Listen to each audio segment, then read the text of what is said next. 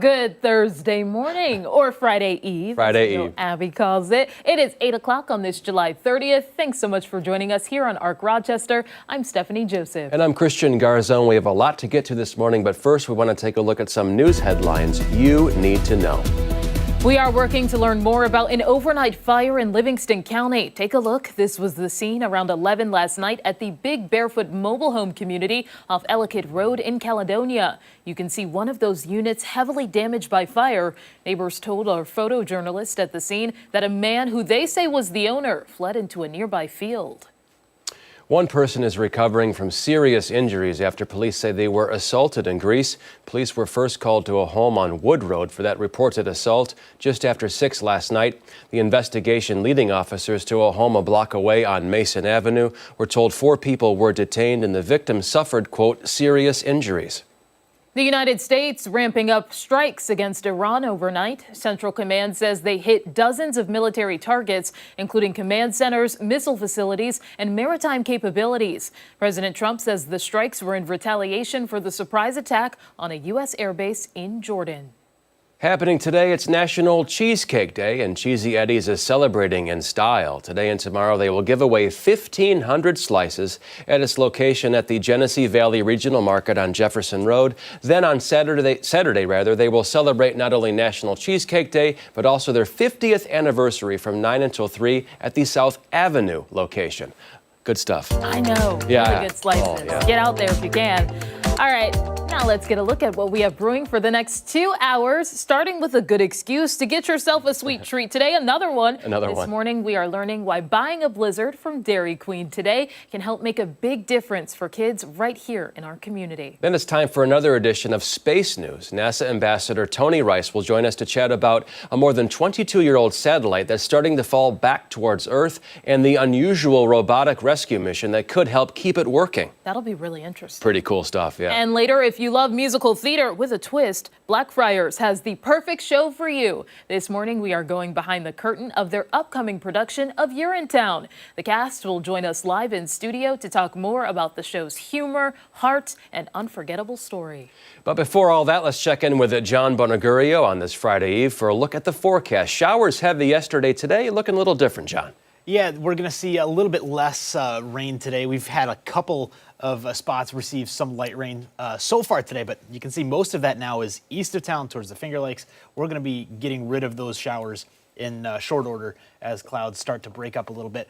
Current temperatures across New York State and Western New York, mid-60s, upper 60s in some areas. We'll see those numbers rise into the 70s today, but you see very cool across parts of the Northeast with that cloud cover and low pressure system in place. It's just been kind of mired over the New England coastline for the last day or so, and gradually today we'll see some clearing. You can see it there by 3, 4 o'clock. Those temperatures are back into the mid to upper 70s, so a nice second half of the day despite some of the early cloud cover out there. And then things start to trend towards warmer weather as we go in towards the first full week of August. We'll have temperatures averaging above normal by a couple of degrees, so around this time of year that's mid 80s to upper 80s. So anybody who wants that summer heat late in the season, they're going to get it here as we go in through at least August 8th and possibly a little bit further. But otherwise, we're going to enjoy seeing some sunshine today for the second half of the day that we really haven't seen much over the last few days. I know. Sunshine is always appreciated. Dry conditions are always appreciated. Yeah. Anything but the rain. Yeah, I don't mind a sprinkle once in a while. Yesterday, though, it was everywhere. Washout, I'd say. Mist and drizzle all day. Thanks, All John. right, John. Okay. Let's go off the top now and start with some things that have piqued our interest. And I will start things off today. So, Apple is introducing a new way to get your hands on certain devices without having to buy them for the full price. It's called Apple Upgrade, a leasing program for the iPhone, Apple Watch, Mac, and iPad. The company is teaming up with Klarna to offer leasing. The standard will be 12 or 24-month terms for the iPhone and Apple Watch. It's longer for Macs and iPads at 24 to 36-month leases. There's a certain list of products eligible to lease, including the iPhone 17 Pro, which is $1,099. The full list is on Apple's website. Monthly payments can start at $17.99 for iPhones, $11.99 for Apple Watches and the iPad, as well as $24.99 for Macs. Customers can also lower these payments by trading in a device they own. A soft credit check is required, though, for approval, but Apple says it will not impact your credit score. Once the lease term is over, you can either upgrade and go through the leasing process all over again, purchase the item, or leave the program. Now, a lot of people are up in arms about this program, which started on Tuesday. We'll see if we can pull up some comments here. So this person says, quote, even more ways for people to financially destroy themselves. What could go wrong? Other people are calling Apple out for being tone deaf in this economy and aware of it. Page says, quote, thanks for recognizing people can't afford Apple technology, wouldn't want to adjust pricing to meet consumers. So kind of being sarcastic there. Robert won't even consider the plan, writing, quote, I'll stay with my old iPhone and iMac model. We'll see each other in store only when tech corporations decide to end harvest on consumers. Enough of ripping off our wallets. Daniel is also suggesting a new option, getting a refurbished device. He said, quote, I prefer buying a secondhand iPhone instead of this. Now, this person is playing on both sides of the fence just a bit while raising concern about the future. They said, quote, double-edged sword. Yes, it's easier to get access to the latest tech, but we're slowly but surely getting to the future where we, users, customers, would own nothing, not phones, not computers, not even games. You'll pay for a temporary license with temporary access, and that's it. We'll get to this other comment. Others are in favor of the price. Connor saying this is low-key a really good price because you can get some of these devices for the same price as just having a Spotify subscription or something like that. Some people think it's an indication that the next iPhone launch in September will be pricey. So CNN reports that the company's first foldable iPhone and its most expensive will be part of that launch. I thought it was a good idea at first, but some people right off the top there did not think so. I think it's because my interpretation is you can't lease to own. It's Yes, just like I got leasing you. a car, for Yep. example. You have it for a certain amount of time, and then that's it. Yeah. I have a lot of questions about this, Yeah. just because do the payments that you make go toward if you want to own it? You know, Right. that, so that way you can put down a lower payment? Yeah, like a rent-a-center or something. And I don't know, the monthly terms or the monthly price is not set. So it could be more than $17.99. It could be more than $11.99. And I just don't think I'm a fan of this. Yeah, and when you lease a car, obviously there's only so many miles you can do on it. What if you break the phone? What if something happens? There's got to be something going on there in the paperwork that says maybe we'll up your monthly charge. I have no idea. I thought it was a good idea, but maybe they gave me something to think about there with those comments. Yeah, at first glance, I was like, oh, okay, like to own, like renting, but I don't think that's the case. And I feel like a lot of other commenters were saying if you can't afford a device, the Apple is kind of a luxury in a sense, you know? As long as you can call, text, whatever, surf the internet, I guess, is a nice addition, but the basics are what matter at the end of the day. And if your old iPhone model can do that, a lot of people are sticking with it anyway, then probably do that, so that way you don't have to worry about debt. I don't know if there's interest involved. I have a lot of questions. I will say, when I was in high school, a kid got a pager, and that was like a luxury back then. And, you know, you're paging for a phone bank. This is like 1998. Wow. You know, and we've come a long way. We have. That is for sure. We can do just about everything. Everything now. It's with amazing. phones. It's just all this sorcery and wizardry with technology. It's crazy. I have a tough time keeping up, but I thought it was a cool program, but some stuff to think about there. All right, let's move along to my story now. Something I'm extremely excited for. I joke about this on air, but you do. It's MySpace is making a comeback. The Vanderhook brothers are laying out plans to relaunch MySpace. Chris and Tim Vanderhook, the brothers who purchased the platform News Corp, are actively planning to relaunch MySpace, which they now own, saying in a recent podcast, "We are stewards of the MySpace brand at this point, and we are going to relaunch MySpace," noting that we're just waiting for the right time to do it. And if that one doesn't work, we'll do it again. Well, there is no timeline for the new attempt and no detail on what the site could look like. Krista Wolf, one of the original co-founders, suggests that there's room for something that isn't algorithm-driven, suggesting algorithms can keep people addicted. Whether any of this means a significant revival or expansion of features like the beloved customizable Top 8, oh, I remember that, which still exists in limited form on the current site. It all remains to be seen. Steph, did you have a MySpace? So I was aware of MySpace, You but I were aware was of it. too young to have it at the time. Oh my God. So my sister had one, and I Yeah. would see like her feed and stuff. Obviously not too much because she was a teenager by then. Yeah. But no. And she was actually very strict with social media in Oh, me really? growing up. So I couldn't have like an Instagram for a while. Yeah. I had an ex, but she didn't know about that, like a Twitter page. Oh, a secret Twitter page. Yeah. Oh my goodness. I had a Google Plus. You know about that? Oh, I remember Google Plus. Yeah. Yeah, that was supposed to be like the next hot thing, and that fizzled out fast. I know. I was really rooting for it. But MySpace, I remember Friendster was the first one. Friendster, you could leave testimonials, and that was the first sort of foray into like this whole social media thing. There's probably something before that too, but I remember it was Friendster, and then my friends on Friendster were telling me, we found something way better. And I said, well, what is it? No way. And they got to this MySpace thing, and I do remember like the coveted top 8 and how your social life could ride and die depending on who you selected for your top 8. Like, no way. Steph, I'm not in your top 8. Why not? Like, what's going on? You And that was public for other people? Oh yeah, you could see like you could have Dan, Abby, Cora, Kaylee, the gang, and I'm like, well, where am I in your top 8 friends? And then you'd feel pressure to put me in the top 8 so everyone can see it. I think there were private profiles, but I remember when you could put music to your profile page. Yeah. Oh, that was so when you load it up, there's your song like Van Halen Jump or whatever you wanted would start. It was so cool. And then MySpace, it became like a music-centered thing, if I remember correctly, for like bands. And I didn't even know it was still around. I do joke about it all the time. And obviously Facebook took the cake there, and they're still living large. Facebook's doing well, seems like. I know. It Yeah. really has carried over multiple generations. You're kind of selling MySpace for me. That does sound like fun. Oh, it was a lot of fun. I think it's just because it was that first, again, step into this world of social media and being connected.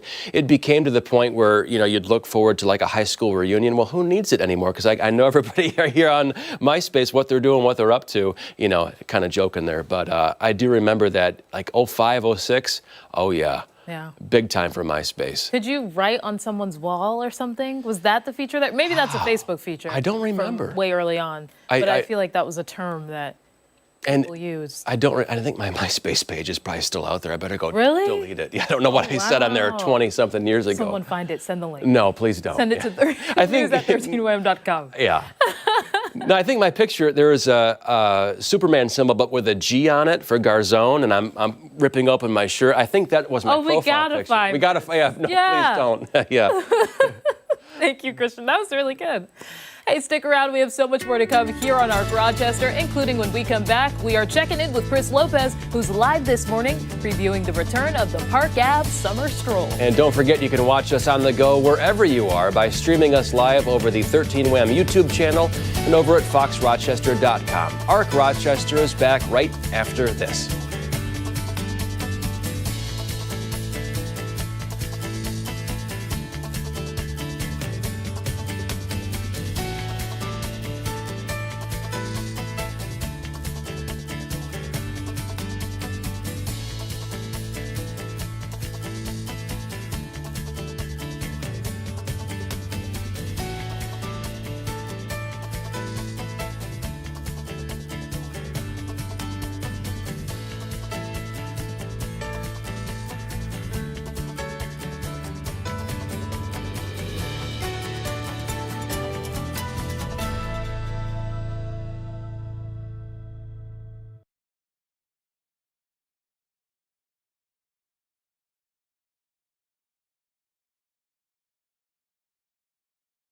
Someone is going to send it to news. half of the shop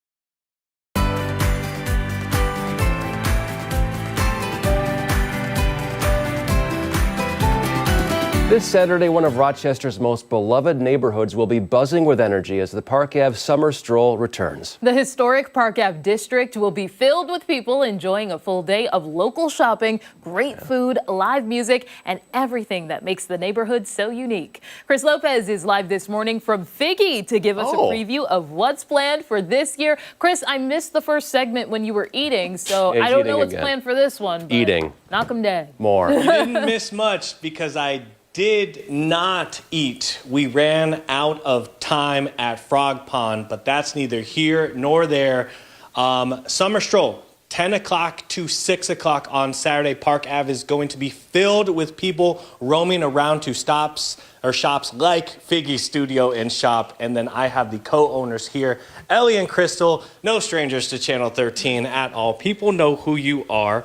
New space, we're going to get into that in a second. But Summer Stroll, I've been hanging out with you guys for 3 years now. This is my third year covering this.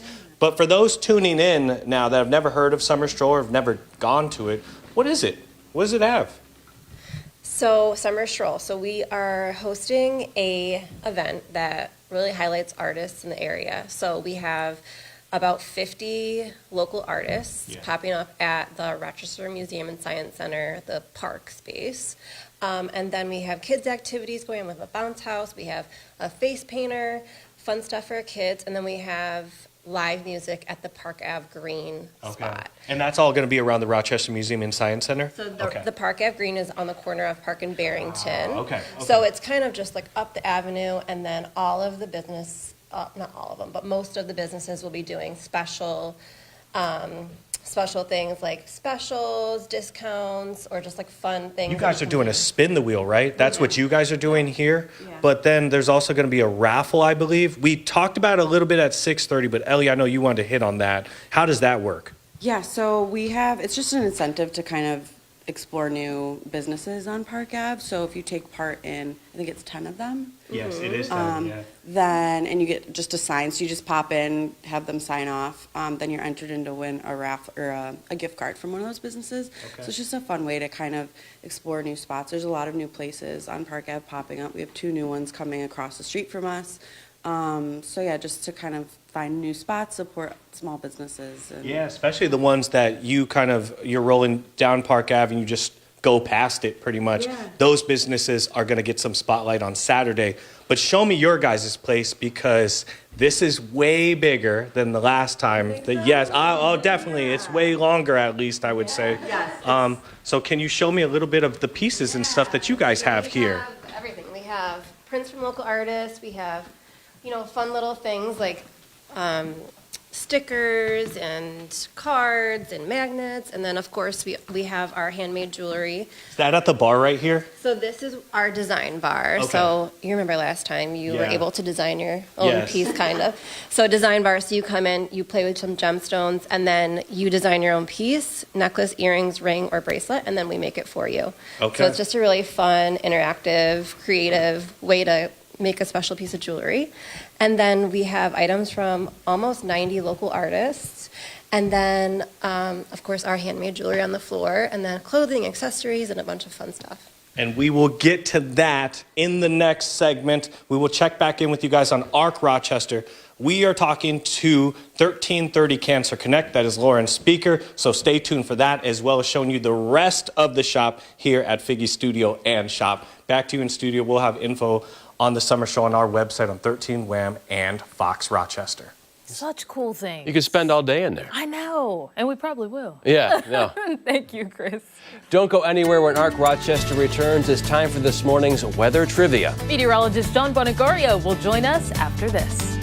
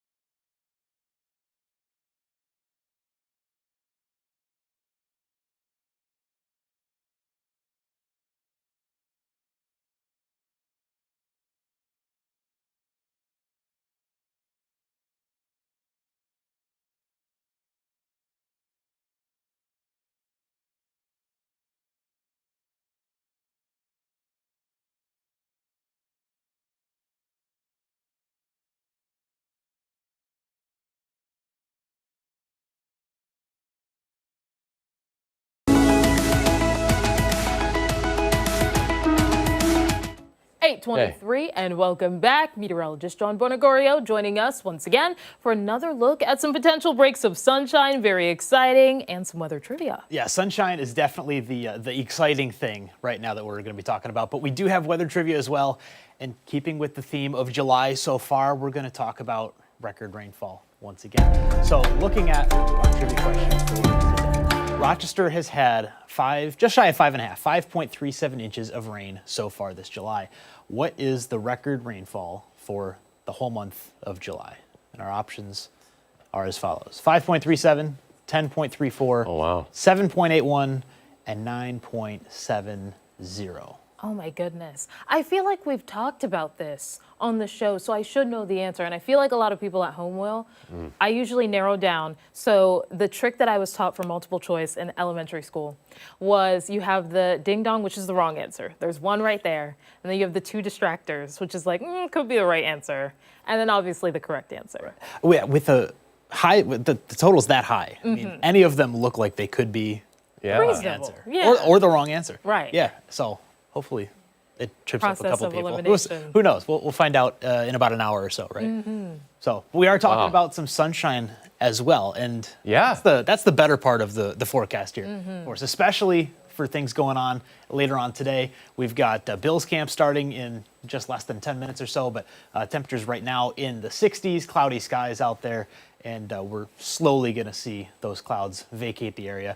Low pressure sitting off the coast or barely off the coast, and that's just continuing to remain in place almost and keep those showers going over New England. We have seen those showers draw east a little bit today, so we're going to be pretty much done with those showers. You do see a couple of those hanging on through parts of the Finger Lakes, almost like there's a lake effect connection there, and there just might be with the warmer lake water and the relatively cooler land. But we are going to see those make their way on back to the east. And so if you are heading out, you got about 5 more minutes to get there before practice starts today. But temperatures in the 60s, a lot better today. You might even see some sunshine by the time practice is over today. Wind out of the north, and it's going to be light. Nothing to worry about there. Future weather does show us staying dry the rest of today. And as we go into tomorrow, we'll have most of tomorrow sunny skies. We do have some showers overnight tomorrow night into Saturday. And then Saturday does have the risk for showers increasing through the second half of the day. So if you do have outdoor plans this weekend, you want to make sure that you're weather aware, because Sunday looks to be the worst day of the bunch. Yikes. Yikes, yeah. Yikes indeed. Yikes-a-roo. Rain, showers, thunder, and Thunder. temperatures kind Oh, of thunder. like yesterday was. Just a gray day, kind of soggy. Nothing that's going to be crazy, but Dogs love thunder, don't they? they just like fireworks. Yeah, they love, absolutely. Yeah. My dog's going to look so forward to Sunday. And then by the start of next week, it'll be a little bit better. But today we're in the 70s, close to 80 at some points in the day. And, you know, the weekend, like I said, it's not going to be great. Saturday has some dry time early, and then Sundays, we'll say it's a washout. It's going to be just like yesterday, once again, lower 70s to mid 70s, rain, thunder. And then 7-day forecast, again, there's improvement as we start next week. So we'll take that with the weekend that we have. So at least it's summer vacation. People have their outdoor plans. You can maybe move it to Monday or Tuesday and enjoy the nice weather while we have it. I'm planning my Sunday right now. I think I'll be at St. Charles Borromeo for Mass at Sunday, just to throw that out there. And then I think I might go to Brew in Greece, maybe. Have a beer or two. Good day to be indoors. It's a great It day is. to be indoors. Maybe Rambo 2 on DVD after that. Maybe. It is a good movie day. Wait, you were going to see, what's the name of that movie? The Odyssey, right? Possibly. Here's my issue, though. It's like 3.5 hours. As I get older... Exactly. It's epic, but I don't want to spend 3.5 hours in the theater, but Sunday might be a good day to do it. I think so. Are you going to see it? Well, I still need to see The Devil Wears Prada, and there's another one. The new Spider-Man is coming out, and there's another film, too. I have a lot on my list. That's like, what, the 4th iteration of Spider-Man now? Along those lines. Maybe more. There was like Homecoming, New Day, Brand New Day, was it? I guess so, and this is... The Marvel fans are going to get very upset with me. It's going to be it's a good summer. I saw Supergirl, which was great. Okay. Actually, then movie of the year was Masters of the Universe. I saw that in theaters. see your tweet It's about on that. Prime right now. Men of my age are going nuts over it because I'm mid-40s, and it's just, when we were a kid, He-Man was awesome. It's great. I'm getting blank looks over Me here. and John are like, I'm Blank look. sorry, you're You on saw the- it? You saw it? Oh, it was great, wasn't it? One person. Yeah, our studio audience is telling me they had fun with it. So yeah, our live studio audience, round of applause for you guys back over there. But yeah, definitely, Masters of the Universe, Prime Video. Get outside and enjoy Friday, I guess is the moral of the story. And if you want to, it's going to be nice if you want to get out to a lake, a park, something like that. Gorgeous weather for it. All right, sounds good. Thank you, John. Thanks, John. Hey, don't go anywhere. We have so much more to get to here on Arc Rochester. We're back right after this.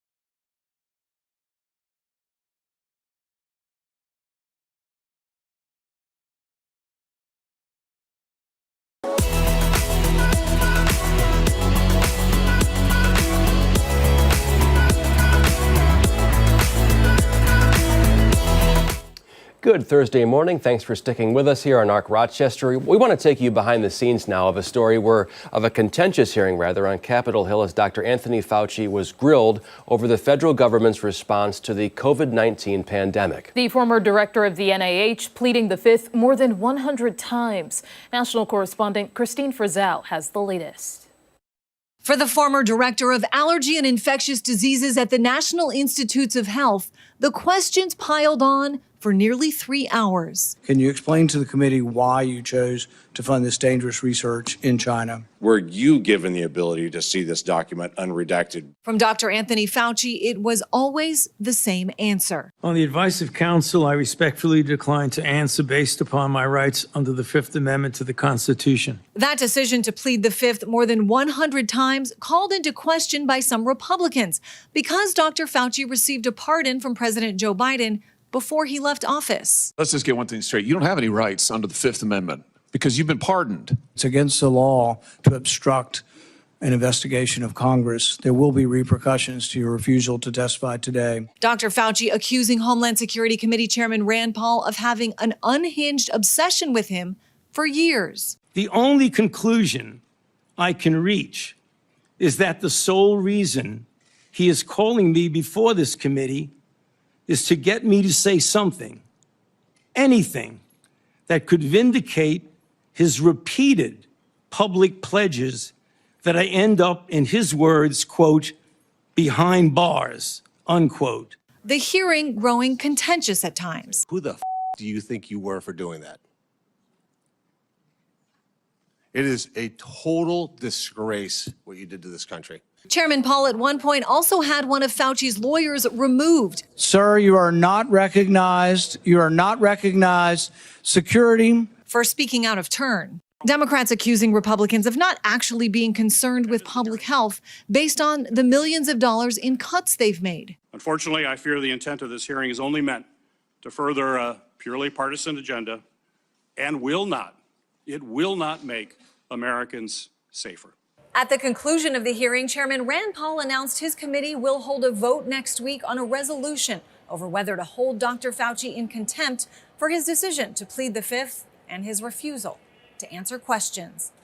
On Capitol Hill, I'm Christine Frizzau.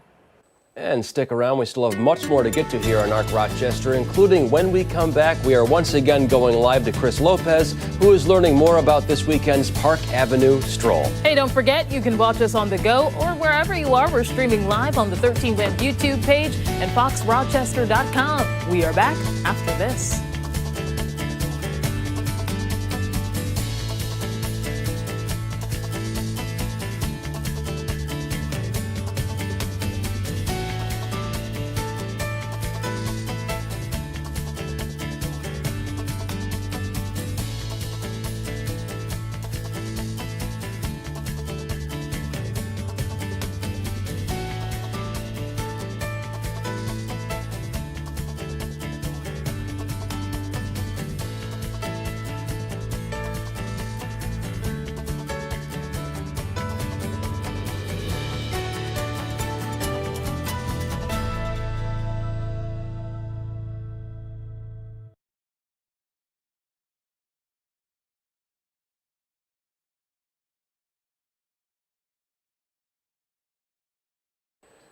So back to Chris.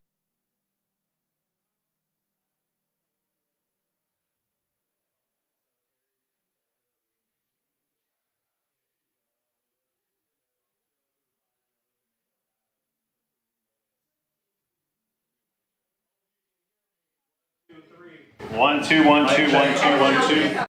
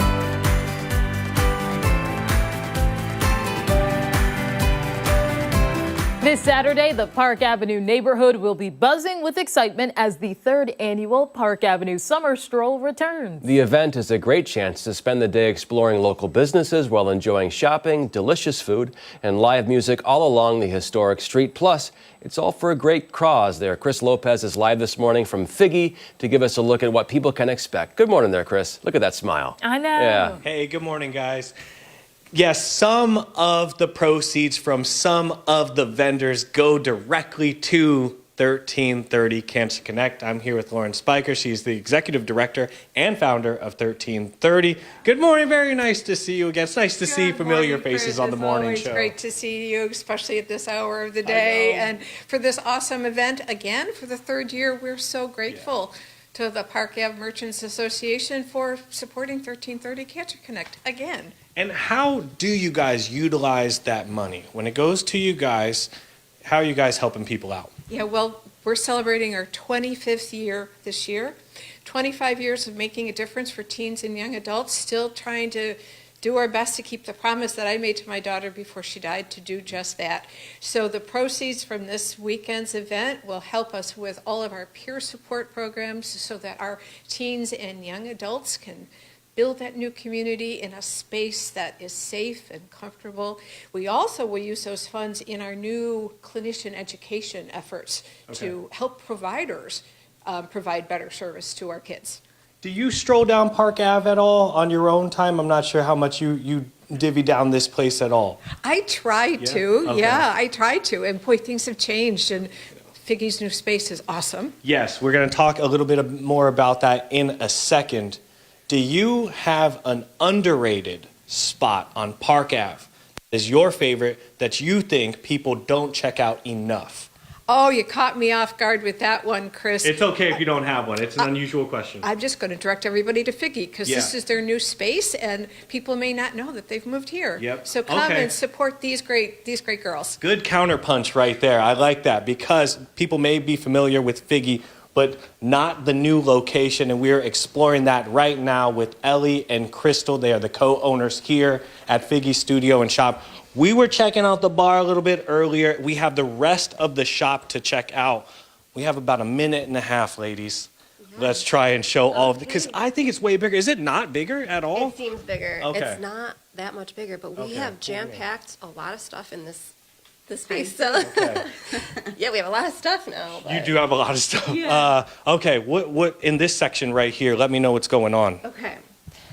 So this is our handmade jewelry. So Okay. we have our studio is right next door, where we make all of this jewelry. And This is the stuff you guys make. we make Okay, this. cool. So we travel to Tucson, we source the gemstones, we pick them out. It's so much fun. And then we make it. And yeah, this is kind of how we started our business. We started our business with doing lots of art shows.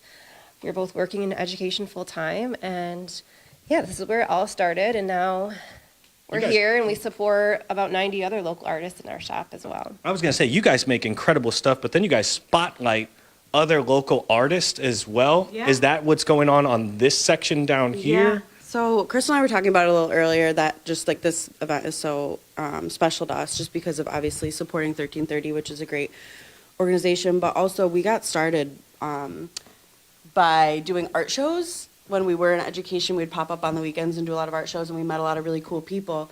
So like Crystal said, in our shop, we have about 80 or 90 local makers, pottery, candles, keychains, clothing, Bill's gear. notebooks. Bill's gear, Bill's yes, gear. that's a big one, Bill's gear. We just kind of upped our inventory there for the season and training camp. But we've got a little bit of everything, hair clips, beauty stuff, pens. We're all over the place. Did I mention Bill's gear? 30 Cancer Connect benefits from Saturdays, 10 o'clock to 6 o'clock, Summer Stroll event. Check it out. You're going to find a ton of unique and interesting stuff, and there's also good food along the way. Back to you guys in the studio. We'll have information on our website. Ooh, that's all great. And all of the stuff that's in there, I mean, you were saying earlier, you could probably spend all day in there. And Probably. You should, yeah. Yeah, and they go to Tucson, Arizona to source the gemstones? That is amazing. It looks Wow. beautiful, the handcrafted jewelry. Oh, it Chris, do you does. see something you like? So something for Stephanie Bill's to bring gear. back? The Bill's gear? Bill's gear. All right. Just Bill's gear. Just Bill's gear, just Bill's gear. Simple. Yeah. I like it. Thank you, Chris. When Arc Rochester returns, we are including a special sweet treat. We all are. for a great local cause. Yeah. Oh, goodness gracious. More to come up, more coming after this. Stay there.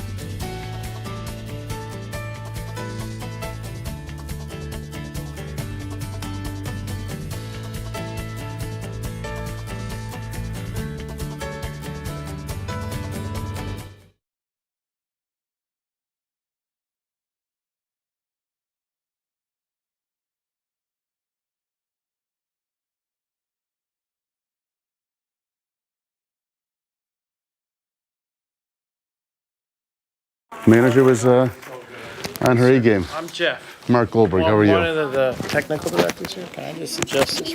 Sure. Thank you very much for coming in. Thanks for having us. Thanks for having us. Okay, and just to make sure we've got your title and name correct, Dairy Queen spokesperson Mark Goldberg.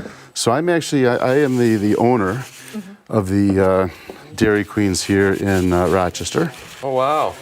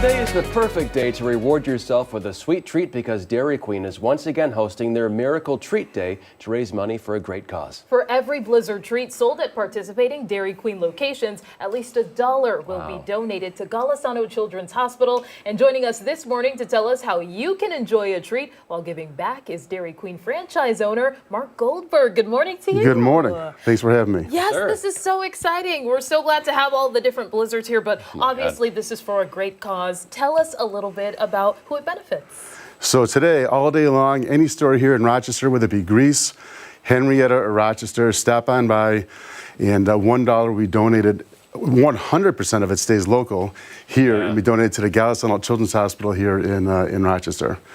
And I'm actually really pleased to announce this is our 15th year of doing this, and we're close to raising $500,000 thanks to the generosity of the people here in Rochester. And again, every single penny of it stays local. Amazing facility, amazing staff. We're really lucky to have a facility like that here in Rochester. Now refresh me. I've not been to a Dairy Queen in some time. Forgive me, shame on me. But what does Dairy Queen have? I mean, obviously dairy products, but there's food there as well. I mean, there's hot dogs and stuff, right? Well, thank you for asking. Oh, yeah. So yes, we have a full array of burgers, and our number one item is our chicken tenders, which are truly incredible, and sauce and tossed and dipped. And if you've never not had the food at Dairy Queen, it's a step above. My favorite phrase is, it's fan food, not fast food. Oh, love it, love it. Yeah, there's one right in Greece there. I drive by it often enough. One of the participating locations. Yeah. And I know you had mentioned earlier $500,000. That is amazing. Do you happen to know just what that goes towards at Golisano Children's Hospital?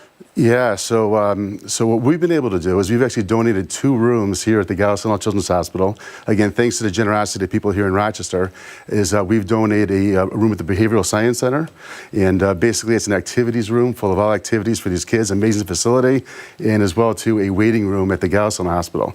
And right now what we're trying to do is we're trying to raise money. There's an expansion going on at the Golisano Hospital. They want to put an additional 2 floors, and it's our hopes to raise enough money to help once again sponsor an additional room there and support the kids and the families. Yeah, much needed and very important work. And of course, we have to get to the Blizzards because that's what everyone is going to be looking forward to today. I see some cookies and cream right here. Are you sure? Is it cookies and cream? Yeah, that's cookies and cream. Oh. And it looks like maybe M&M. Are there some other flavors that I'm missing, or M&M and cookies and cream, at least for us here in the studio? We got some Oreo mixed in here as well too. Yeah, Oreo actually, for those who might not, is #1 best-selling Blizzard is the Oreo. So the cookies and cream is Oreo, right? Is that no, it's separate. It is different. It is, but all good though. Oh yeah, that's for sure. And I know everyone looks forward to the flip to make The signature sure. flip, Yes. yep. So if anyone goes out today, they'll do the flip for you. And any size, right? Any size in terms of Any size at all, mini, small, medium, large, any size at all. And then there's events planned at each location as well. We have Miracle Families, of which will be there. And if you do stop off the store, please take a moment of time, talk to one of the Miracle Families. They got an amazing story. They'll put a smile on your face. You'll put a smile on their face. It's truly an incredible day. And is there any story that has touched your heart personally, just hearing from all of these families and the important work being done to support them? Yeah, so interesting you say that. So we opened the first store on Jefferson Road, which is now already 15 years ago. Time goes by pretty fast. Wow.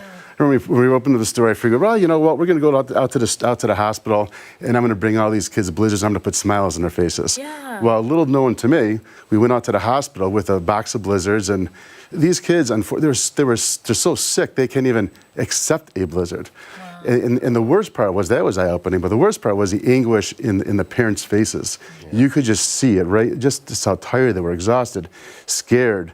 And at that moment of time, that's when we developed this connection over there, strong connection with the Golisano Children's Hospital. Yeah, and they made it easy as well, too, because they're truly just amazing, amazing people. And these are all fat-free, low sugar? Every one of them. Every one of them, yeah. No, just kidding. Well, we have to ask you, yes. Is there a favorite blizzard flavor, or do you customize, add in some syrup? How do you blizzard? Well, how do you blizzard? Yeah. Oh, that's good. A couple of pounds later. But no, so my personal favorite is the Oreo. Just classic. Classic, exactly right, yes. And once I like something, I pretty much will stick with it. If it ain't broke, don't fix it, right? Exactly right, yes. Thank you so much for coming in. Really Thank you for having it. us. Thank you. Definitely go out and get a blizzard today. We'll have everything you need to know on foxrochester.com. Stick around. Much more to get to here on Arc Rochester as we continue into the 9 o'clock hour. We're back after this.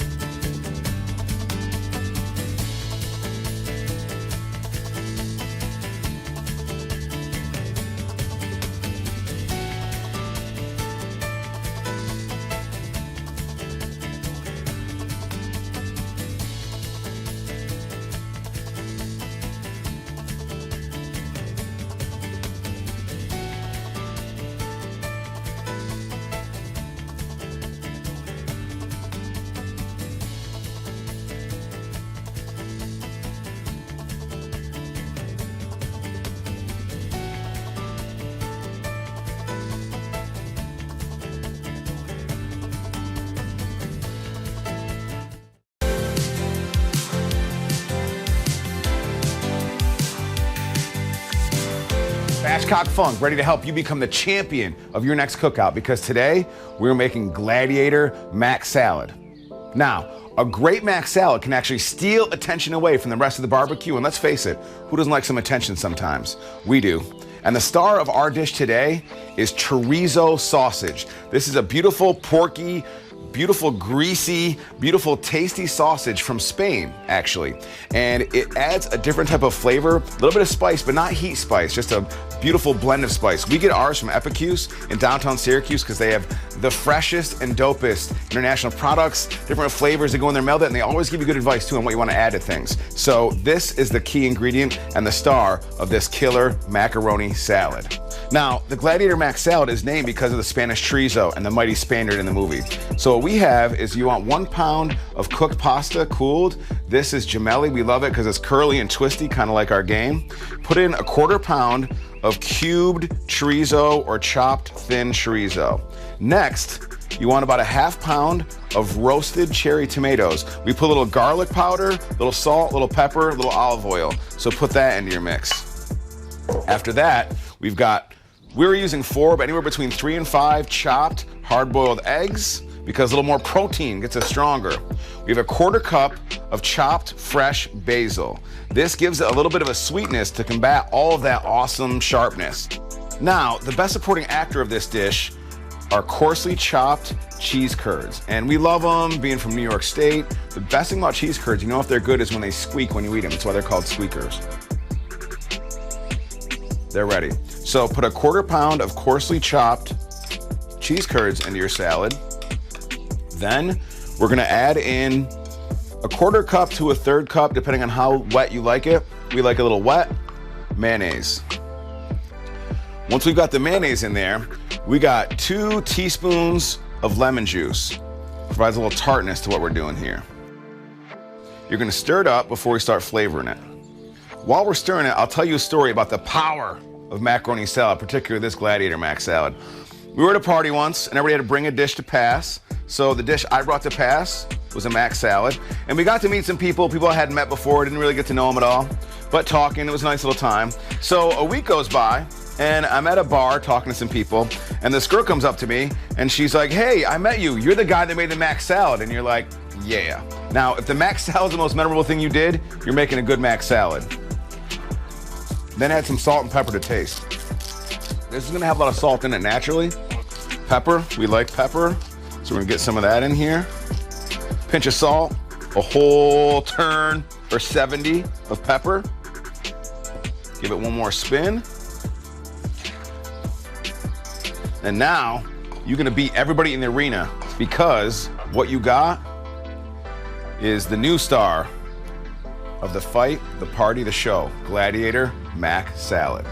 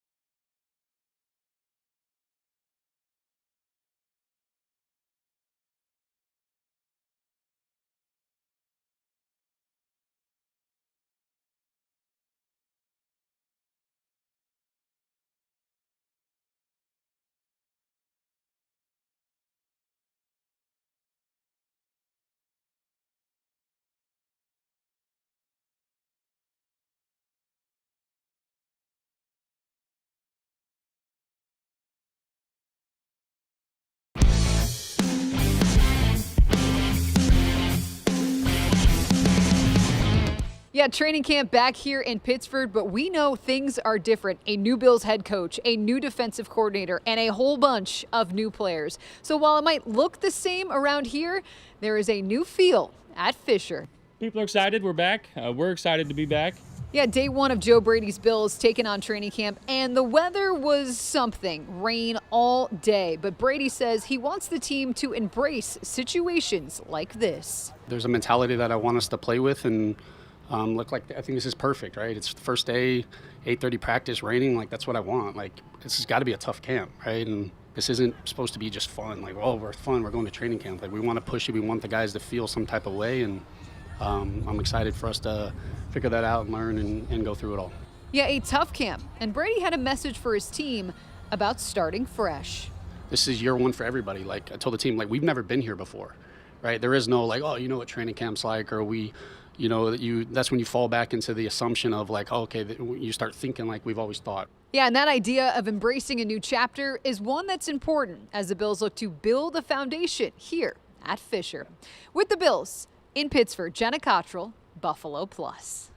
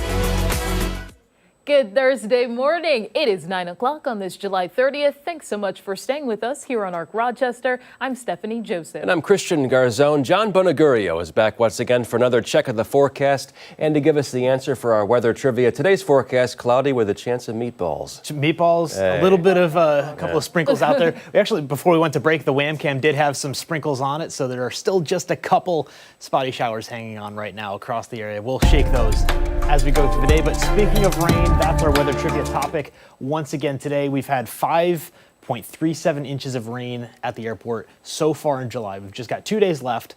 What is the record rainfall amount through the month of July? And our options were 5.37, where we stand currently, 10.34, 7.81, and 9.70. We were able to get at least one guess in for today, and their guess was D. And I feel like that wasn't one of the ones I was looking at. I always feel like I hear Mark say we're nearing record rainfall. So 5.37, I think we can rule out A. Okay. So that is not the answer. Oh, you're looking nervous over there, John. If you want me to keep and narrowing them down, you're right on that. We're ruling it out A. I think 10 is a bit too much. Oh, yeah. So I want to rule out B. That's one of the distractors, I guess. Yes. Okay. Nice try, Bonagurio. C or D? I want to say C. Christian, what say you? Well, listen, multiple choice was my game back in middle and high school. Always went with C. So I'm going with C again. When in doubt. Yeah, when in doubt, go with C. But that just seems like a nice in-between. Oh, my God. Seriously? You monster. It's D. The You National Weather Service trickster. told me to put, no, they didn't tell me. Yeah. But we're good. Yeah, 9.7 inches. That was back in 1949, believe it or not. Oh, wow. Christian, you were just a wee lad. Wait, what was the date? 1970? It was 1940. 1947, sorry. 1947, sorry. My dad wasn't even born yet. Yeah, I was born in 82. So Okay. a lot of thunderstorms that July. To get Yeah, that I guess much so. rainfall. 9.7 inches. Yeah, we're a far cry from that, even though it seems like it's been a soggy month. Yeah. It's still just over half of what they experienced in 1947. It's been a juicy July. It's been Ooh, I haven't very heard. much so, yes. But we do have a few more showers sticking around. Obviously, we've got just a couple in the area today, but we are going to kind of rule things out as we go from here into the next couple of days. And as we get into the weekend, that's when the chances for rain does increase a little bit. So Muddy Paws dry for today and tomorrow. Any of those showers that are out there now are so isolated in nature that we're going to keep that as a dry day. Sunday looks to be the worst of the days so far for the coming 5 days or so. So you'll want to keep those dogs inside. Otherwise, you're going to have quite a messy pup and probably a messy house as well. Starting next week, though, we'll dry things out a little bit. Captain was so cute. Looked Captain like a was stuffed adorable. animal. Yeah. I'm terrible with dog breeds, but they're just adorable. It was, good-looking dog. Very nice. Whatever it was, yeah. 67 degrees right now. Just a couple of sprinkles on the Wham-Cam, cloudy skies. Visibility still at 3 miles. Those cloud heights have been varying. We're seeing those drop once again. And so we'll continue to see those clouds stay in place again for probably another hour or so before we start to see some breaking up of those clouds. The low pressure system just spinning back off to our south and east. And you see a couple of those showers a little bit more pronounced on radar back out towards 86 and 90 east of Rochester through the Finger Lakes. But otherwise, it's going to be a mainly dry day today. Those clouds will break up as we go into the later part of the morning, early afternoon, and we'll start to see some clouds mix back in as we go into the evening. And then once again tomorrow, kind of a copy and paste for tomorrow, but in reverse. So we'll see the clouds late in the day tomorrow, sunshine to start, and then the weekend rolls around. We'll have a few hours of dry time, relatively dry time, early Saturday, and then the showers Sunday. roll back in on Sunday with some thunder mixed in there as well. Nothing at this point to suggest anything quite like we saw a couple weeks ago where we had those 3 inches of rain in the course of 6 hours. But we are going to see the chance for some soggy conditions through parts of the weekend. And then we'll stay dry through the first half of next week. And then we get another round of wet weather by the middle of the week. So seasonable air does return as well. We'll be in the 80s. Normal highs this time of year are 82 degrees, so we'll be kind of around that mark by a couple of degrees here and there over the course of the next week or so. But trends do point towards warming things up as we get into the first week of August. We'll see those numbers. You can see Tuesday and Wednesday going back into the mid to possibly upper 80s by the end of next week. We just have to wait a week to get there. Krishna, earlier you said you don't love the summer heat, so no, I don't. Not too bad, right? No. It's actually a really nice forecast. I can't believe it's almost August. It's nearly on Christmas. Saturday. It went like that. I know, it really did.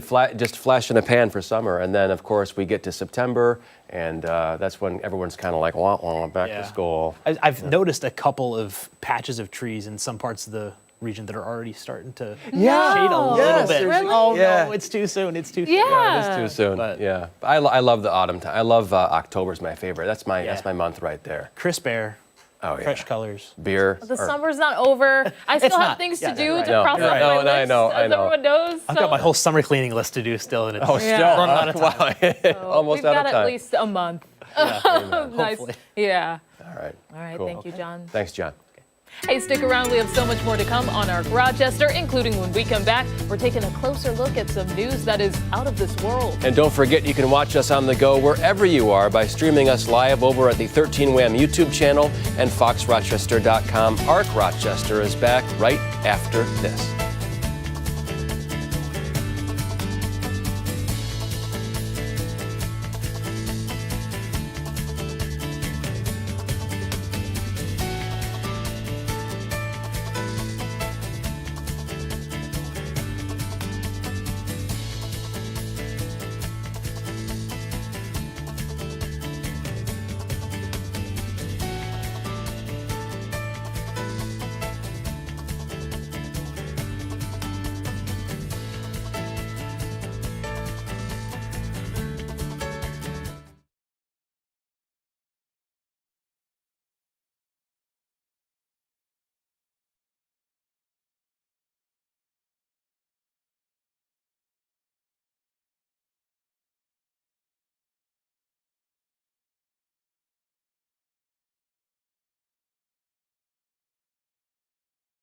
Was a downside. Hi, good morning. Good morning. Thanks for being here. I'm excited to talk about this. Yeah, this should be a fun one. There's a lot of engineering lessons here and longevity on these missions we can talk about. All right. Mr. Rice, good morning to you. You as well.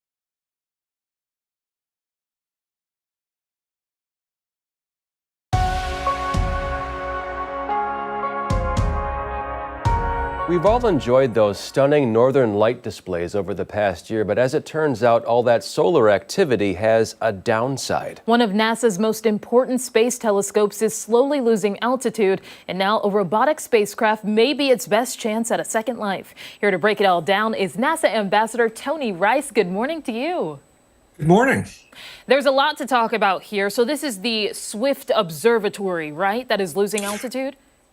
Correct. That was launched about 20 years ago. And it's important to note here with the Swift Observatory being affected by, and you nailed it, it's all this extra solar activity that's occurred over the last several years. It's greater than expected. That causes the upper atmosphere to get denser. That denser air creates drag on the spacecraft and causes it to deorbit a little bit faster. So this mission for this robotic device, is it going to push it back up? Explain how this works, this sort of rescue mission, if you will. Yeah, and it is a rescue mission. That's the right way to describe it. And that is the plan, is to rendezvous with the Swift telescope and to push it up to actually its original orbit. It's been, that orbit has been decaying over the past, 2 decades, and that was expected. But, like we were discussing, it has been hastened a little bit. Absolutely amazing mission. We've been working on something like this for quite a while to be able to extend these missions, to get as much science out of them as possible. And this was the ideal one. They hastened the launch to be able to get this up there and try it for the first time with Swift. But the mission is called Link, and it's made by a company called Catalyst. Launched at the beginning of the month, and the idea was to attach to the Swift telescope and push it back up into a higher orbit so we could use it for several more years. And I'm kind of curious about the conditions in space and how this is exactly possible to push something back. Is it as easy as it sounds? It is very much not as easy as it sounds. And the thing that you got to keep in mind is we're working in 3 dimensions here. So there's X, Y, and Z axes you're going to have to deal with. The team at Catalyst came up with some really neat ways to simulate that. They're of course doing it in software and trying to model how they're actually going to pull this off. But they actually created probably the best analog for it back here on Earth is like an air hockey table that they could slide around full-scale models of the Swift spacecraft and the Link spacecraft to test how they were going to approach it carefully, grapple onto Swift, because Swift wasn't built for this. It's not like we have handles we can go grab onto. So there's robotic arms that would grapple the Swift spacecraft, attach to it, and then be able to push it up. Forgive me, you said the first time for Swift. Has this been done in space before to push other telescopes back into a proper orbit, or is this... It really hasn't, and it's something we would very much like to do for the reasons I mentioned, and that's to make these missions viable for much, much longer. We measure the success of missions in terms of have we done the things that we wanted to do when we launched it, but you can also measure it in terms of science per dollar or science per year. So, the Swift mission was originally expected to last 8 years. It's been around 20. So we're doing pretty well there, but we'd love to get so much more out of it. For sure. And how long will it take to get it back into orbit since it was launched at the beginning of the month, right? That's correct. It will take several weeks to push it up, but there's actually been a problem that was discovered last week. Not only do you have the engines that are getting it to rendezvous, the Link spacecraft to rendezvous with the Swift spacecraft, but there's what are called reaction control wheels. And they're basically just electrically controlled wheels that spin. You spin it in one direction. Laws of physics say that the spacecraft's going to move in the opposite direction. You've got 3 of those for the X, Y, and Z axes to point the spacecraft in the right way. 2 of those 3 reaction wheels have failed. So it's spinning right now. The Link spacecraft is. They're working on getting it back under control. There's several other mechanisms on board that can do it. If you've got a modern car, you've probably had a couple of recalls where you have to push a software update to solve what seems like would be a very physical problem. That's one method that's being used to solve this problem. They're pushing some new software that will use those other propulsion systems in a different way to be able to complete that rendezvous, grapple onto the spacecraft and push it back up. But time's kind of a wasting. So the team at Catalyst is working with the team at NASA that are just absolute experts at this. When you think about the Mars rovers and how long we continued using those, some of the Mars rovers were dragging wheels by the end of the day. We were driving those things backwards just to get as much science out of them as we could. So if anybody can pull this off, it's the team at NASA. And forgive me for, you probably said this, but when is that rendezvous supposed to happen? Is there a date in mind, or just kind of day by day we figure this out? We've got some challenges that we need to solve over the next couple of days and couple of weeks. But the Swift spacecraft, if the Swift Observatory, if nothing is done, if we don't push it up into that orbit, that increased orbit that's going to get it above this thicker atmosphere and stop that atmospheric drag, it's expected towards the end of the year is when it would actually deorbit. So we only have so much time. And I want to put into perspective for viewers, that deorbit could be fiery as it makes contact with Earth, right? It could, but you got to keep in mind, get out your globe or get out your map and look about how much of the Earth's surface is covered in water. So most likely when that occurs, the only folks that would be seeing it would be fish. So we don't have to worry too much about that. But also, modern spacecraft were built with destruction in mind. They were built knowing that they're going to have that fiery death as they're coming through the atmosphere, and they're going to break up in a way that ensures that nothing is going to reach the ground. Well, that's good to know. Yeah, it's like surgery up there. It's just amazing. It's the precision. And It's rocket science. Yeah, it's rocket science. Exactly. That's the word I'm looking for. That's what I'm groping for there. Yeah. Well, fascinating stuff. Tony Rice, thank you so much for your time. Yes, sir. Thanks. Don't go anywhere. When Arc Rochester returns, it's time to ask ourselves the question, is this story truth or is it trash? We'll have more coming up after this.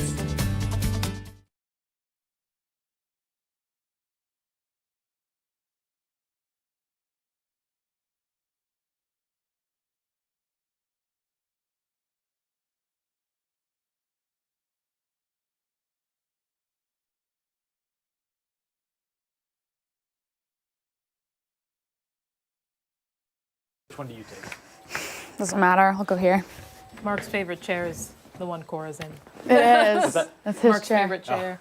Yeah. And Abby's is, I think, the one you're sitting in. This one is not as firm. Does she like the firm one? The way I know the one that she likes is because it's like kind of dirty. She's like, I like the dirtier one. Yeah. Yeah. Maybe it's that. I can't tell. Or That's awesome, though. Is it like cushion or like? Does she like it? Feels cushion. Does she like it soft or? No. She likes it firm. Ah, the shock Okay. master. I mean, yeah, if you're sitting in it for 2 hours, I can understand having a preference. So it's okay. I haven't looked at the stories yet.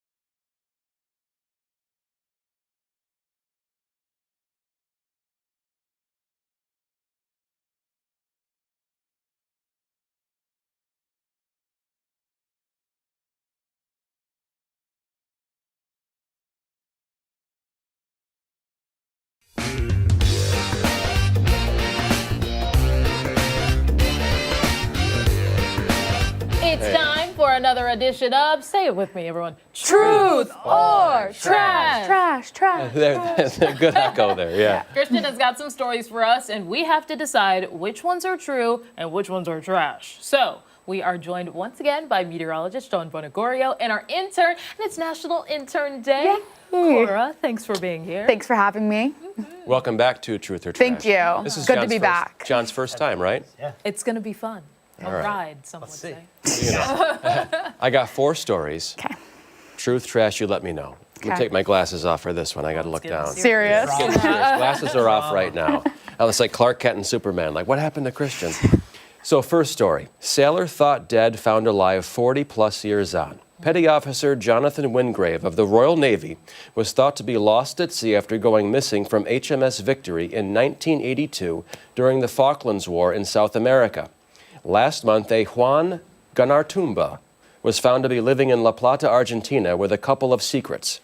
He was apparently caught in a decades-long love affair, and in a rage, his wife took to social media to reveal his true identity, Petty Officer Jonathan Wingrave. Abandoning his military duty, it's now up to Argentina and the UK to determine the next steps here. Could this spark yet another conflict between the two nations? Oh. That's deep. Right? It's true. That is deep. Next story. Mississippi schools ditch Mexican pizza. Here we go. In a move some parents are outraged Not over the Taco Bell. The Oakwood Elementary, Middle and High School outside of Wide Bend, Mississippi is removing Mexican pizza from school menus. Some are calling it quasi-racist. Others are celebrating the move. The district says the Mexican pizza can be too spicy for their students, hence the removal.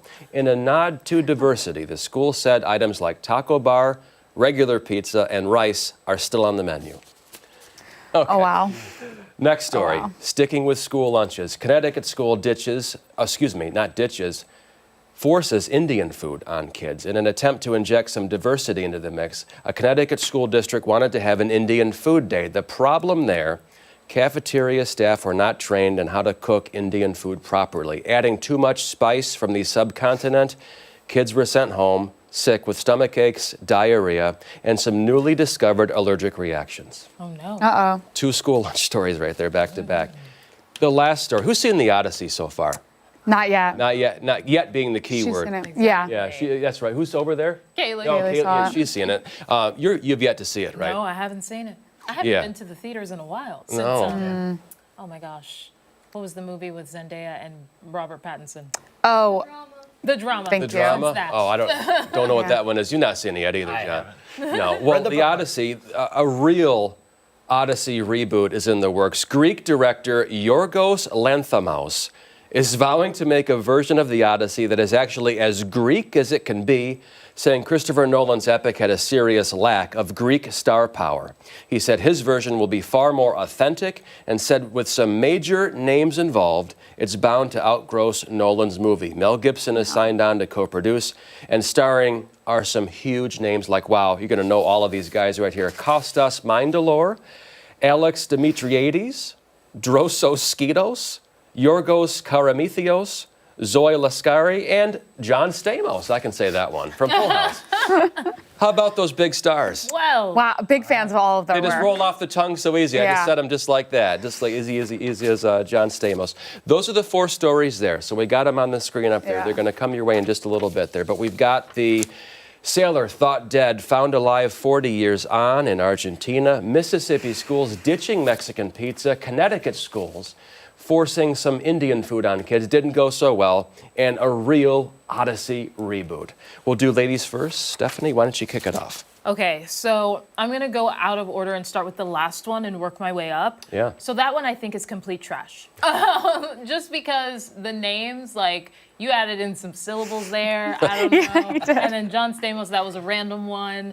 I know some people have thoughts about the Odyssey, and like maybe a fan did say something like that, but I don't think there's anything in the works. It's hard for me.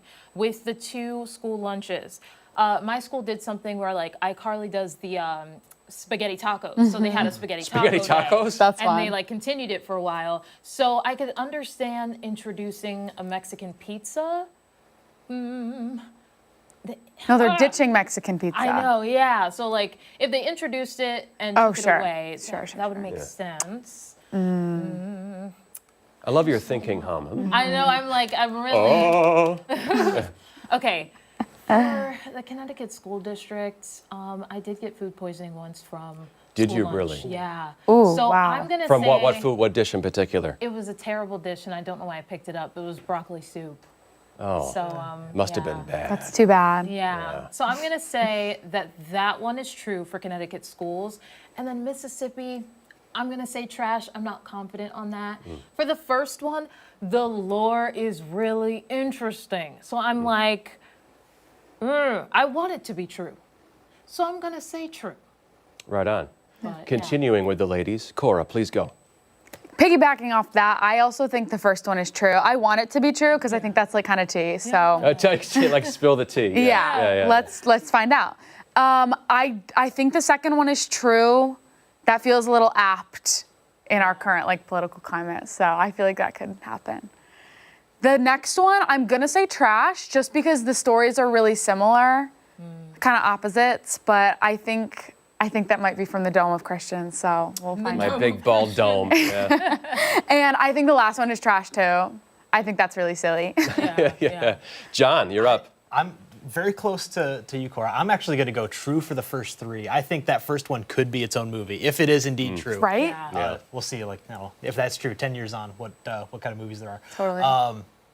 the Mississippi schools, I don't know if I would have Mexican pizza in Mississippi schools together. Those two don't drive together. So I think if they did have that, that seems right to be getting rid of those. I don't know. But in that same vein as Cora, I think the attitude towards diversity, and I think Indian food would be welcome. But if it's cooked, if it's cooked right, you get some heat in there. Oh God, your body can't handle it. That'd be delicious. If I was good stuff. I would love that. But, but then I think we'd have heard about an Odyssey reboot coming. I think. So those are the 4 stories. Let's go down the list. The first one, let's go. The missing sailor found 40 years later. That's trash. I made that up. Really? I should make it a movie. Too bad. Yeah. That was interesting. Oh, yeah, no. Mexican pizza in Mississippi, that's trash. I made that up. Oh, yay. Wow, okay. Connecticut school forcing Indian food, that's trash. I made that No up. way. Are you serious? Real Odyssey reboot, that's trash. I made it up. And I got to give... Where's Maddie Johnson? Where are you? Wow. Maddie pulled me aside and said, Christian, I really want to see a day that's just straight up trash. So I went home, rolled the sleeves up, got the typewriter out, got to work. Yeah. Wow. There we go. We have been Bravo. Good, your minds. Yeah. I wish Dan was here to be, oh my God, Yeah. Those were good. Thank you. Yeah, those were quite believable, a couple of them. So good work. You always got to, that line of like believable and not, you got to thread that needle very carefully. For sure. I'm petitioning one of the local school districts to start putting Indian in there, though. That sounds really Oh, good. it is good. Nepalese and Indian food, just fantastic stuff. The spices, it's just like, wow. But when you keep pushing the envelope with that heat, oh, Lord. They don't have to make it too spicy for the kids. Just do a regular. No, just do a regular, You're good to go. All right. All right. Thanks. Thanks so much, guys. Thank you. Thanks for playing. Hey, stick around. We have so much more to come here on Arc Rochester. We are back right after this.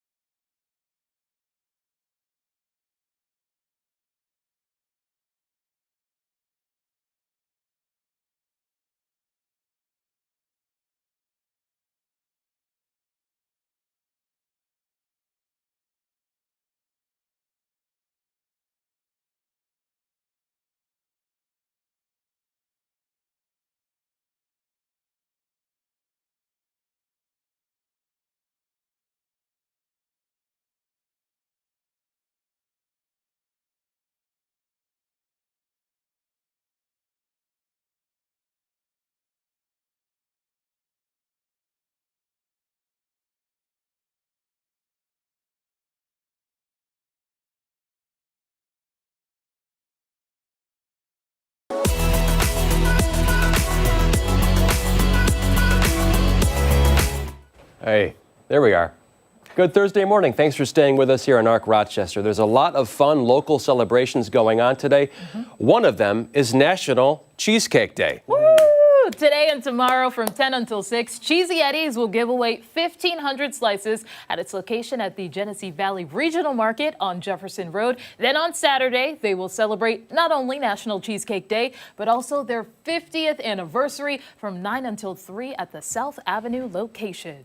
Or if cheesecake isn't your thing, you can celebrate with some pickled cabbage. The Phelps Sauerkraut Weekend kicks off in Ontario County today. The 4-day event features a fireman's carnival, including rides, live music and food, a Crowder 5K and a 20K, and a cabbage head decorating contest. Been there many times in the past. I'm from Clifton Springs, so Phelps is right down 96 there.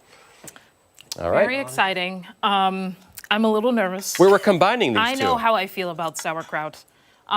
Yes, obviously we would have gotten Cheesy Eddie's if we could have gone out, but again, it starts at 10. We're still on air. Yeah. So we do have a nice variety assortment here from Cheesecake Factory. There's white chocolate raspberry truffle cheesecake, chocolate mousse, strawberry topped original, and Snickers bar chunks. I'm looking at the fat content on the side there. This That's sauerkraut. John, have you had sauerkraut before? I don't believe I have. Wow. Stephanie, you've had sauerkraut before. Yes. Oh, come on, John. So why are you so anti-sauerkraut, John? I just never in the same circle. Never in the same circle. How about on a big pile of pasta? You would have had it. Not often do gnocchi cross with sauerkraut. Never. I'm making things messy, but it's fine. I will say at Danzer's in Syracuse, it was a German restaurant. They used to put sauerkraut on top of mashed potatoes and gravy. Guys, I've done terrible. No, you did. Listen, if I were handling that with my gorilla fingers, I would have messed it all up. So good work. I think Snickers is over there. Original topped with, you pick one that looks nice for you. Okay, so should we, let me get the glasses. There is are coming something off. under it, so I didn't just take it out. Well, yeah, and I reek of Bachelor here. Let me just. I'm going to grab this Yeah. one. See, the way you're doing is not the way I would. That's the delicate way to do it. It's not going well. Again, better than what I could do. I'm just going to be like Lou Ferrigno here and just grab a. There's paper, but the paper. So what if you do one of these? Like I'm just. There we go. Look at this. There you go. Okay. Look at this. We got knives there.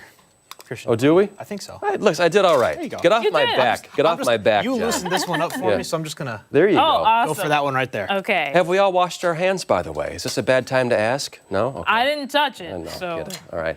Are we going to dump sauerkraut on top? I think first you should enjoy yourselves a little. Okay. Just the cheesecake. I don't First, know just the cheesecake. All right. Well, I'm going to Okay. go for this one. Let's give it a shot. Bon appetit. I don't remember what this one was, but this one looks like it's got some raspberry. Yeah. Wow. This one is nice. Classic. Yeah, that's really I'll good. Go back in. I got to watch the old waistline, though. Again, over 40, things stick to you a little more. You guys are younger than me. You guys can eat probably the whole thing and be fine. Burn it right off. Maybe. Me?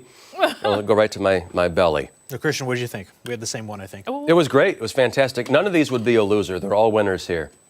And then there we go. Right, there you go. All right. Should I give you each a serving? Oh, yeah, or we could serve it. I hate having you do that for us, but yeah. It's like reverse chivalry here, but thank you. Do you want more? I'd love some more. I love sauerkraut. You can't go. I believe this is fermented, right? It smells like it's it, good yeah. for your gut. Well, thank It's you. good. Yeah, That's gonna be just Right. fine. Yeah? I think. We'll start off slow. Start off slow. It smells tremendous, doesn't it? It. So I like sauerkraut. Yes. Yeah, no. No, He it's said it certainly smells. That's for sure. Thank you so much. good okay. stuff. Yeah, I'm I can't wait for delaying the the Phelps inevitable. Sauerkraut Fest. It's going to be so great. Oh gosh. There you go. See, it's good, guys. Should I hold my breath? No. Right? It's like a cowabunga surprise for your mouth. It's You know, great. this one has a little flavor to it. It's not what I stereotypically would have associated it with. Yeah. Not bad at all. The sauerkraut that I've had in the past was just sour. Like it was. This one has some flavor to it. There's a vinegariness to it. Exactly. Like almost like when I love like mustard stuff like that, and this fits right. These are great on hot dogs, whatever else. Sure. You know, Yeah. it's turning me into a fan. I don't mind it. Yeah. I'm not going to go quite that far just yet, but Is this jar up for grabs? You want to take it home with you, John, for the family? I'm going to pass. You're going to pass. Christian, are you brave enough to do sauerkraut on your cheesecake? I think I'll do it. I'm going to take the remaining sauerkraut here. The remaining. Oh, I was gonna That's just. an aggressive. Oh no. Okay. Okay. I'm going to go for it. This is sauerkraut, and this is combining the two. try it with you. This is in celebration of National Cheesecake Day and the Phelps Sauerkraut Festival. Has this been done on television before, Ashley? Never before. This is television history for you folks at home. In the making. Oh, no. That wasn't good. That's not a good combination. In peer pressure, I think. Peer I have to pressure. do There we it go. now, right? I did it. You got to do it. There. I thought it was fine. Nope. No. Maybe no. I didn't get through. I'll try it again. TV history, one and done. We broke the Guinness record there. I have interesting taste buds. I was Actually- a very picky eater growing up, but honestly, not so much in adulthood. The aftertaste, though, is quite all right. It's like a good burp after a good meal, you know? You can still taste it hours afterwards. Once it's out of the mouth, it's Yeah. good. Yeah. That's not bad. But, Cheesy Eddie's giving out 1,500 free slices. Each day, I believe. Both days, right? And then their South Ave location tomorrow. What are they doing there? There's more free cheesecake, Yes. right? So the Henrietta location on Jefferson Road Right. today. And people line up. When we were there live last year, and it gets busy. You know, one time I had a cookie. It was 2 cookies with cheesecake in the middle from Cheesy Eddie's. It was like a cheesecake sandwich, a whoopie pie. So you said that earlier. So, right? I think so. I've never heard of a whoopie pie, but it was great. It was calorie laden. Boy, oh boy. It was just such a high afterwards, then such a crash, but boy, was it good. Yeah. Worth it? Oh yeah, ride and die This on was that. worth it. Yeah, I definitely would say apart is good. Having them apart.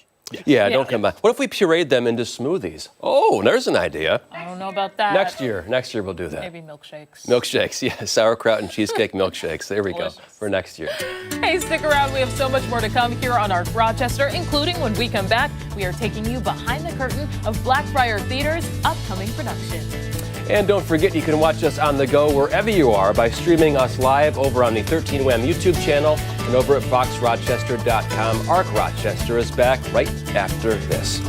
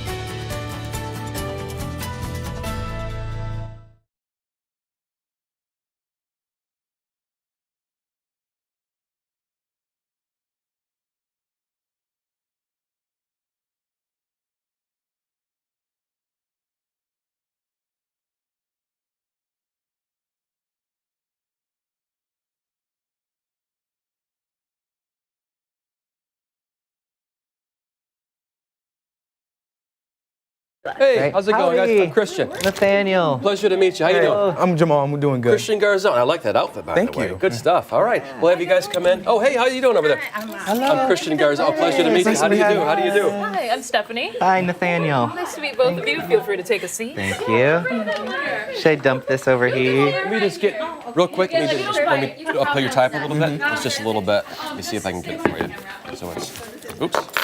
Here we go.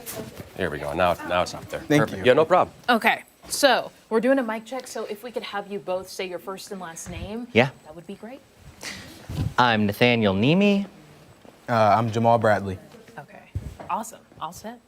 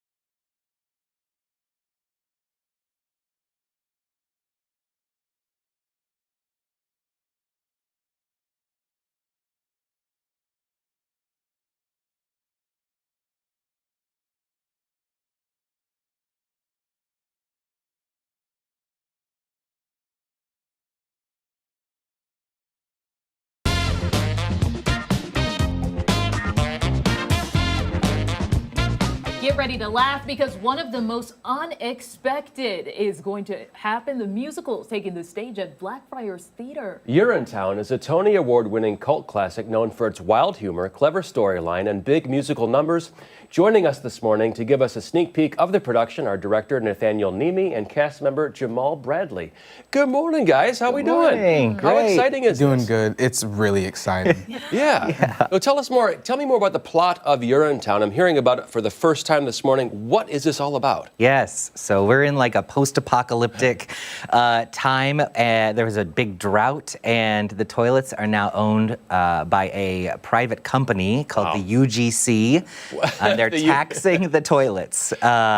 And private toilets are extinct. They're only public amenities. So it's like a power struggle there with the UGC. The UGC, and the UGC stands for? You're in good company. Quite a play on words, getting the humor already. I'm interested to know about the characters. Jamal, tell me about your character. My character is Hot Blaze Harry.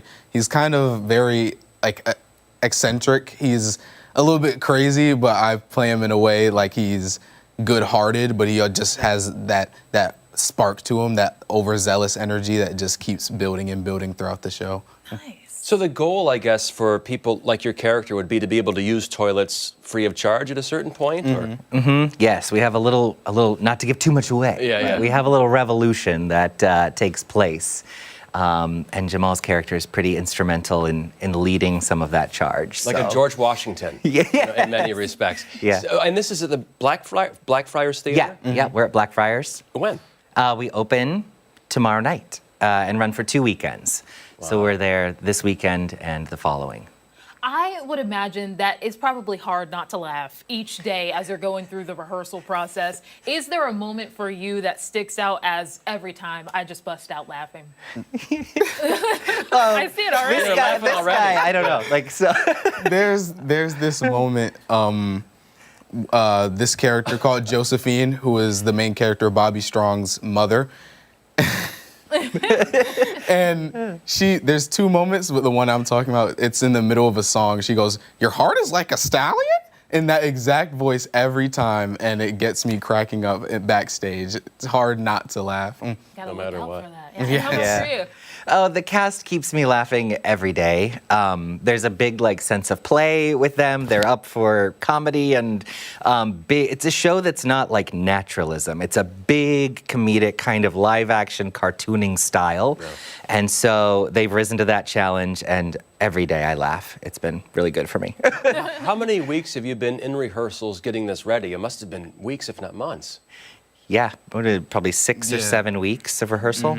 Wow. What has that been like? Walk us through the process of kind of going from the script to putting it on its feet and then kind of seeing it now to this point. Yeah. Honestly, it's from the beginning, it felt very, because I'm used to musicals and stuff, so using the book, the only difference is that it was so weird being off book really early, because I've never done a summer musical before. And so knowing that was going to happen way sooner than a school one, which is what gives you months before you're off book, that was just a mental change that I had to have. But with this show, it feels like everything slowly gets built into you while you're there, the humor, the comedy, the music, which is really good. It all just sinks into you, and it's almost unforgettable. And then at some point, you become memorized. And then once you start doing it, putting it on its feet, it becomes really fun and exciting. Yeah. You got a set of pipes on you? Do you sing? Yeah. He's a good singer. Not to brag. Incredible. You sing? She's got a great voice. Okay. Her thinking, she hums when she thinks, like that. It's I have no very singing. natural from musical theater, of course. Yeah. And as director, what is it like for you to kind of go through the entire process? Now you're at this point before the big day and the next couple of shows. Yeah. So this is the summer intensive at Blackfriars. So we have our cast is made up of students. I would call it the all-stars from the area and folks who are home from their BFA programs. And so it has been just incredible to see these folks leave rehearsal, go away, work on things, and bring it back even better. They're so talented, they're so hilarious, and it's just been a total joy. And the missing piece is audience, right? This is a comedy, so we are so ready to have laughter in the house and to be able to interact with an audience. Do you break the fourth wall a little bit? Oh yeah. That's a given. Oh yeah. I would imagine calling people out, put that cigarette out. Many times in the show, there will be different characters that just point out to a random audience member and take them really off guard. I cannot wait to have an audience to see the reaction on people's faces. That's so great. Very good. So people get out there. Is there any website information that they need to know about tickets? Yeah, they can call the box office or visit blackfriars.org.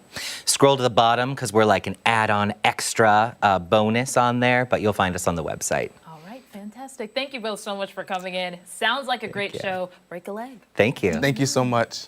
Hey, when Arc Rochester returns, we are taking a look at some of the stories that have people talking this Thursday morning. We're back right after this.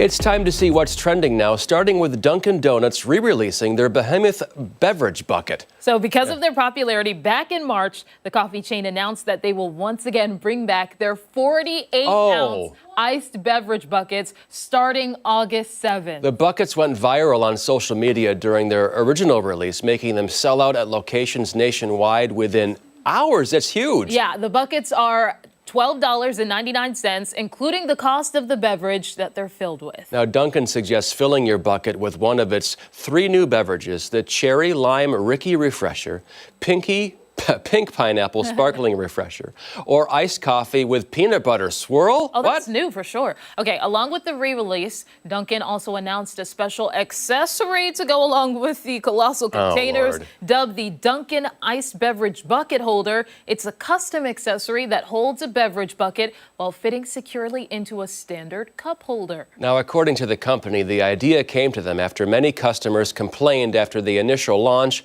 that they had no place to put the bucket while they drive.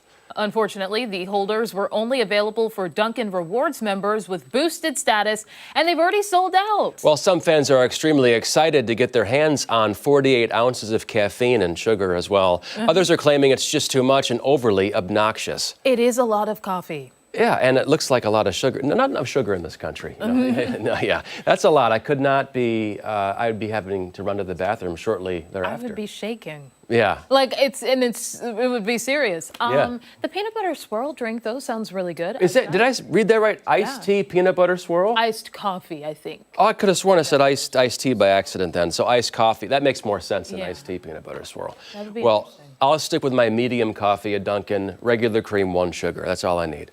I'm ready for pumpkin spice season. Oh, are That's you? what I'm waiting That's on. a hot take. And that's coming back in August. I think Dunkin' will be the first to roll it out too. Yeah, August So- already. And then, yeah, they kick. I did go by Dollar General the other day, and guess what I saw? What'd you see? Halloween decorations. You know, I Yeah. saw that too. Yeah, the scarecrows and everything else. I thought it's just a touch early. It's not. At least let August get here for crying out loud. Let's yeah. enjoy the beach and the sunshine. Yeah, and the scarecrows and pumpkins while you're at it. Yeah. All right, let's move on to another food chain that's giving fans something to talk about. The pizza chain Domino's has transformed its garlic and herb dip into an ice cream flavor. Oh no. Are we going to get this, Ashley?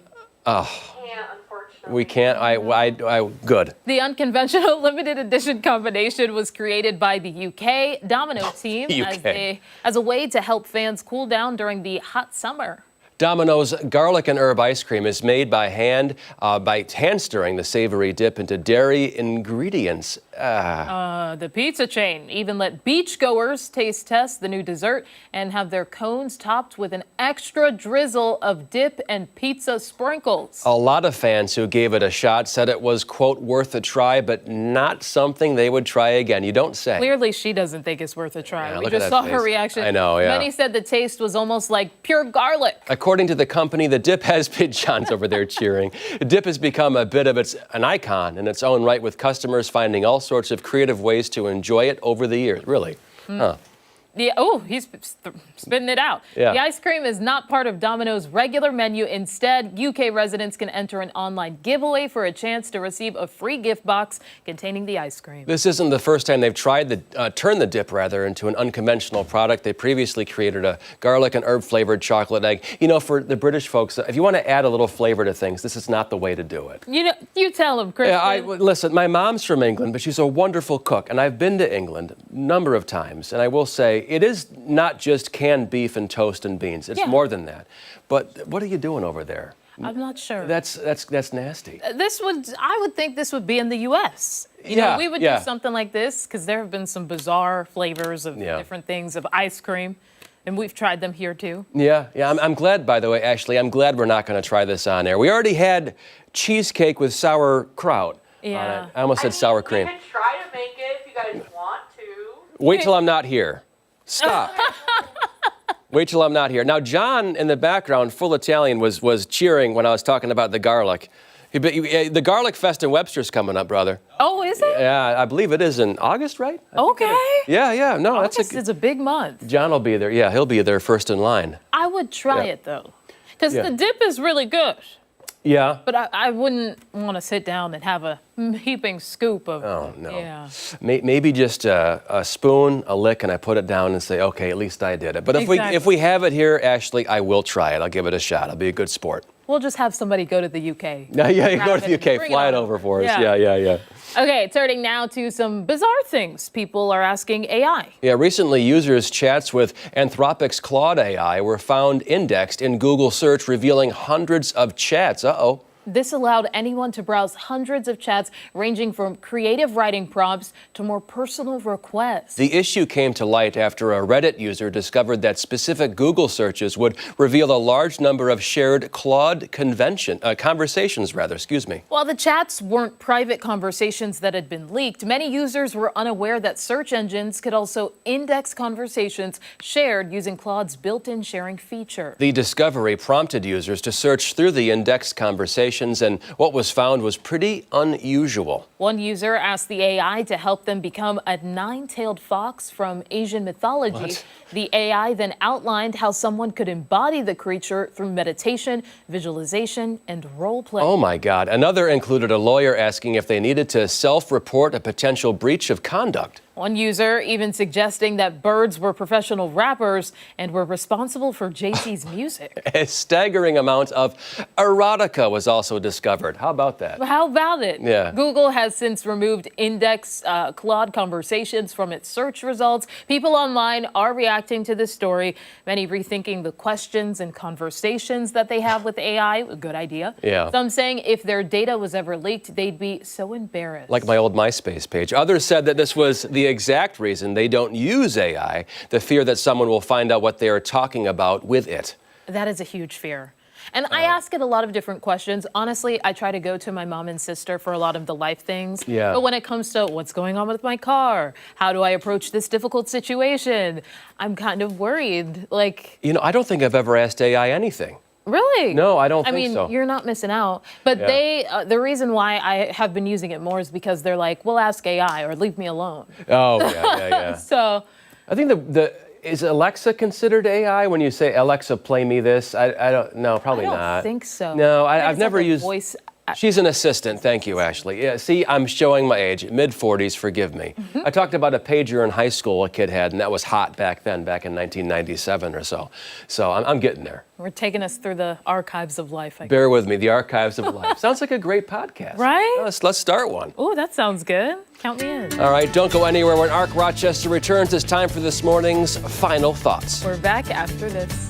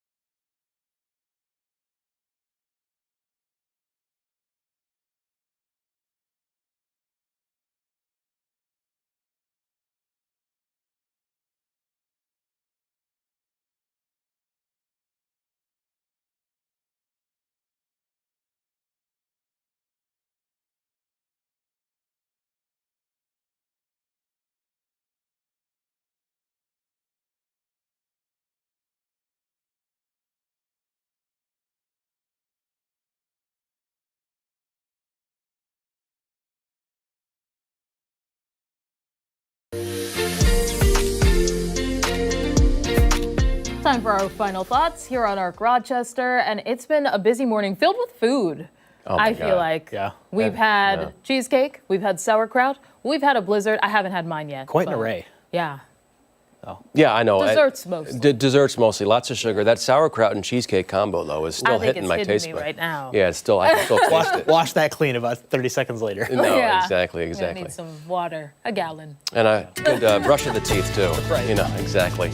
That'll do it here for us on Arc Rochester. Be sure to join us again tomorrow morning starting at 4:57 a.m. over on 13 WHAM ABC. Much more live local news coming up later for 13 WHAM News at midday. We'll see you tomorrow.